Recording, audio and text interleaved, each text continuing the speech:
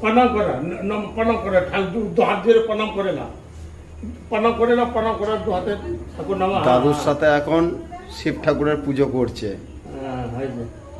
ভকরা ঘুরাও এবং প্রত্যেক দিনের দাদুর সাথে এভাবে ঠাকুরকে পুজো দেওয়া আছে। প্রণাম করে লো, ঠাকুরকে নাম প্রণাম করে লো, হাত ধরে প্রণাম করে ওই তো মাকে আর দেখে আর প্রণাম প্রণাম কানে বসে ধুনুচি দিয়ে নাহলে কেঁদে আলা যাবে, এত ছটপট করবে।